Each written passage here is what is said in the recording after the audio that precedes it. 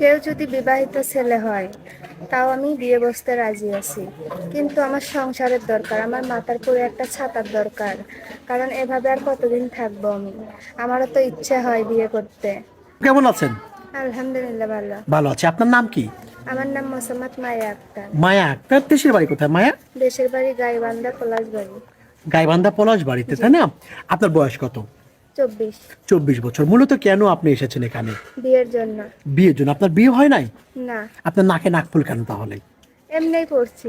মানে এমনি পড়েছেন? জি। আচ্ছা, আপনার বয়স কত? 24। 24 বছর। আপনার তো ছোট ছোট বোন বা এলাকার বান্ধবীর বিয়ে হয়েছে, তাই না? জি। খারাপ লাগে না ওনাদের বিয়ে হয়েছে, আপনার বিয়ে হয় নাই? অবশ্যই লাগে। আমার বাবা মা গরিব দেখে বিয়ে দিতে পারে না যৌতুকের কারণে। যৌতুকের কারণে বিয়ে হয় নাই, তাই না? আপনার পরিবারে কে কে আছে? পরিবারে ছোট বোন আছে আর মা আছে। বাবা? বাবা নাই, বাবা কি হয়েছেন? মারা গেছে। কতদিন আগে মারা গিয়েছেন? 1-1.5 বছর হচ্ছে। 1-1.5 বছর আগে মারা গিয়েছেন। এখন আপনি, আপনার বোন এবং আপনার মা এবং আপনি তিনজন আছেন, জি। তাই না? আপনি কি করেন? আমি কিচ্ছু করি না এখন। আপনার মা? আমার মা মানুষের বাসাতে কাজ কাম করে, আমাকে লেখাপড়া করাতে পারে না। এর জন্য আজকে আমি মিডিয়ার সামনে আসছি। মিডিয়ার সামনে এসেছেন। প্রিয় দর্শক, বগুড়ার মেয়ে, উত্তরবঙ্গের মেয়ে, খুব শখ করে কেউ ক্যামেরার সামনে আসে না, সবারই পরিবার আছে। আচ্ছা, মূলত বিয়ে করবেন, বিয়ে করার জন্য এসেছেন, তাই না আপু? বেইমানি করার ইচ্ছা নাই? না। আচ্ছা, আপনার সাথে কেউ, আপনাকে কেউ যদি বিয়ে করতে চায় কিভাবে যোগাযোগ করবে আপনার সাথে? আপনাদের সাথে।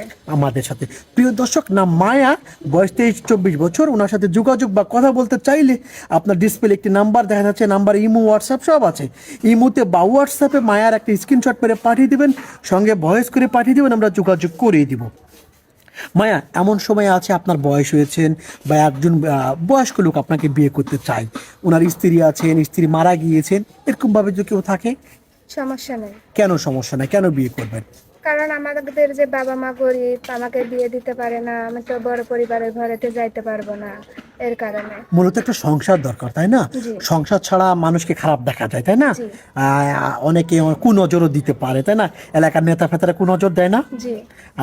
ডিস্টার্ব করে না? জি, অনেকে অনেক কথাই বলে। ডিস্টার্ব করে, অনেকে বিয়ে করতে চায়, তাই না? এইভাবে ডিস্টার্ব করতে চায়, তাই না? আচ্ছা, আপনার অনেক ভাই আছেন, ওনার স্ত্রী আছেন, প্রথম স্ত্রী আছেন, ওনার প্রথম স্ত্রীর বাচ্চা হচ্ছে না, আপনাকে যদি বিয়ে করতে চায়, আপনি বিয়ে বসবেন? হ্যাঁ। সতীন দেখে বিয়ে বসবেন? হ্যাঁ। কি সতীনের লোক ঝগড়াঝাটি করবেন না? না, কেন ঝগড়া করবেন না? কারণ আমার ভাগ্যটা মন্দ। আমার বাবা মার যদি টাকা থাকতো, বড় ঘরে বিয়ে দিত বা ওই সব থাকতো না, তাহলে কিছু হতো না। বুঝতে পেরেছি আপু। প্রিয় দর্শক, আবারও বলছি, ভিডিও শেষে আবারও অনুরোধ করে বলছি, এই বোনটিকে কেউ যদি বিয়ে করতে চান, একটি নাম্বার আপনার চোখের সামনে দেখা যাচ্ছে, নাম্বার ইমো, হোয়াটসঅ্যাপ সব আছে। ইমোতে বা হোয়াটসঅ্যাপে মায়ার একটা স্ক্রিনশট করে পাঠিয়ে দেবেন, আমরা যোগাযোগ করিয়ে দেব। মায়া, কোরআন শরীফ পড়তে পারেন? জি। নামাজ কালাম পড়েন? জি। আপু ভালো থাকবেন। আসসালামু আলাইকুম। ওয়ালাইকুম আসসালাম।